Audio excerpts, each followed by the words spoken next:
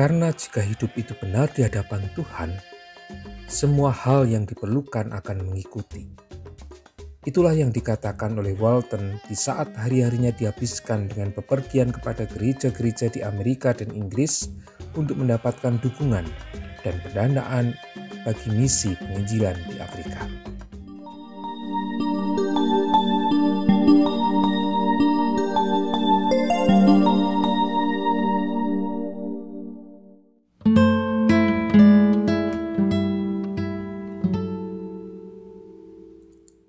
Meskipun penjajahan di benua Afrika telah dimulai 250 tahun sebelum kedatangan Walton, pada tahun 1888, wilayah tertentu baru mulai terbuka untuk orang asing termasuk misionaris. Sebagian besar penduduk asli menolak penjajahan, namun hanya sebagian kecil yang menerima kedatangan asing untuk perubahan. Pada akhir abad ke-19, benua Afrika telah menderita. Tidak hanya dari kerusuhan sosial yang mengarah ke perang Boer, tetapi juga dari satu penderitaan fisik ke penderitaan fisik lainnya. Kekeringan yang berkepanjangan mengakibatkan Afrika menghadapi kelaparan dan kematian. Kesehatan penduduk secara umum tidak baik. Pertanian tidak dapat diharapkan sehingga petani hidup dalam kemiskinan. Kekurangan gizi menyebabkan timbulnya beragam persoalan dan penyakit. Selain itu, wabah mematikan mengurangi jumlah ternak lebih dari 90%. Akibatnya, padang rumput yang ditinggalkan menjadi tempat berkembang biaknya lalat yang menularkan parasit dan penyakit dari hewan liar ke hewan peliharaan dan manusia, menewaskan hampir 200.000 orang dari tahun 1902 hingga tahun 1906. Penderitaan demi penderitaan ini akhirnya membuka pintu bagi para penginjil membawa kabar baik tentang Yesus Kristus ke benua yang pernah tertutup itu. Dan pada tahun 1888, Tuhan memanggil William Spencer Walton ke Afrika.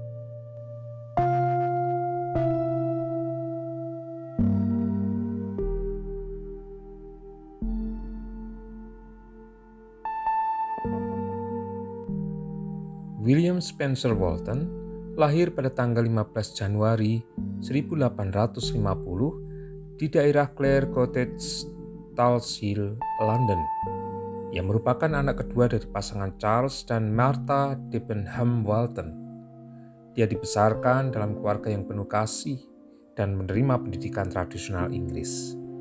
Dalam banyak hal, Spencer adalah tipikal anak lelaki Inggris abad ke-19 yang patuh kepada orang tua, taat dalam iman di tengah keluarga, namun sekaligus pemberontak di luar rumah. Setelah beberapa tahun, keluarga itu pindah ke kawasan pedesaan di Beckenham, di mana Spencer dan saudara-saudaranya menikmati hidup sepenuhnya.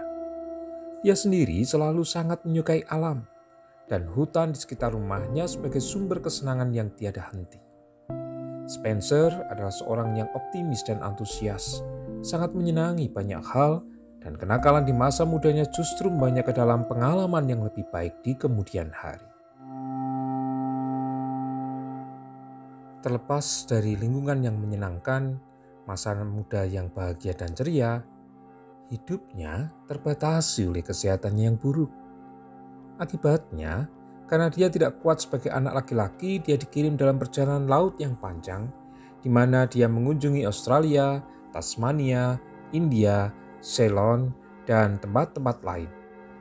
Entah apa maksudnya, namun itu adalah salah satu upaya untuk membuatnya semakin kuat, tentu selain secara kehidupan yang sedang diproses oleh Tuhan.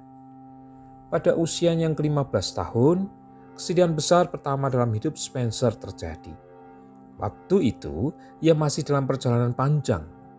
Ayahnya yang berusia 40 tahun meninggal dunia. Berita itu tentu saja sangat memperburuk situasinya. Selain lamanya waktu atas berita kematian ayahnya yang diterima, ia juga sedang berada di Australia jauh dari rumahnya yang ceria. Ia sendirian di sana dan sedang sakit. Tetapi perjalanan pertama itu telah mengembangkan kekuatan dirinya terhadap misi rohani yang akan diembannya.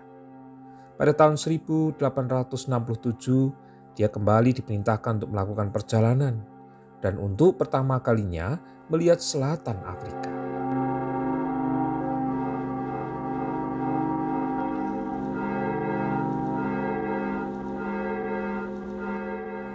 Pada tahun 1872, serangkaian peristiwa digunakan oleh Tuhan untuk melunakkan hati Walton. Saat itu, ia mendengarkan khotbah Pastor Ignatius tentang panggilan Tuhan. Tidak hanya berhenti di situ.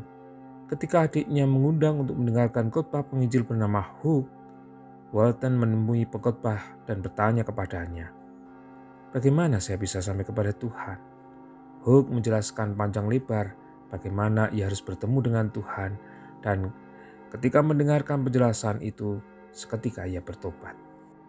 Untuk menandai pertobatannya, pada tanggal 18 Februari 1872, Walton berkata, "Ini adalah ulang tahun saya yang baru."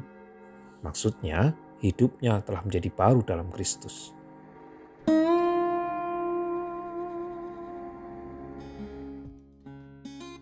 Ia kemudian jatuh cinta pada Alkitab dan menjadikannya teman hariannya. Ia pun mulai mendambakan bahwa hidupnya akan memiliki arti yang kekal, dipenuhi dalam kehidupan ilahi, dan Walton berusaha terus menyalurkan kasih Allah yang melimpah melalui pelayanan Injil.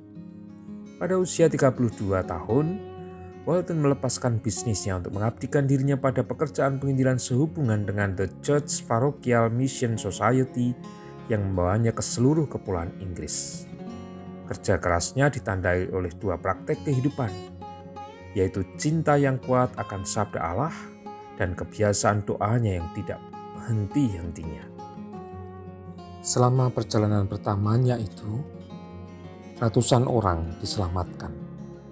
Walton kemudian kembali ke Inggris untuk mendirikan Cape General Mission pada tahun 1889. Saat berada di Inggris, dia menikah dengan Catherine Dixon yang juga melayani di Afrika Selatan. Pada tanggal 9 Maret 1890, mereka diberkati dengan kelahiran seorang putra yang mereka beri nama Murray. Tragisnya, 2 minggu kemudian, Catherine meninggal dunia karena komplikasi saat melahirkan. Saat misi di Afrika Selatan berkembang, peran Walton berubah. Hari-harinya dihabiskan dengan bepergian di antara gereja-gereja di Amerika dan Inggris untuk mendapatkan dukungan dan pendanaan bagi misi di Afrika. Dia berkata, "Upaya saya adalah untuk mengembangkan kehidupan Kristen dengan standar yang lebih tinggi. Karena jika hidup itu benar di hadapan Tuhan, semua hal yang diperlukan akan mengikuti." Sepanjang perjalanan yang sibuk, ia didorong oleh kesetiaan yang ditunjukkan Tuhan melalui gereja-gerejanya, baik besar maupun kecil, memberi dengan murah hati untuk misinya di Afrika.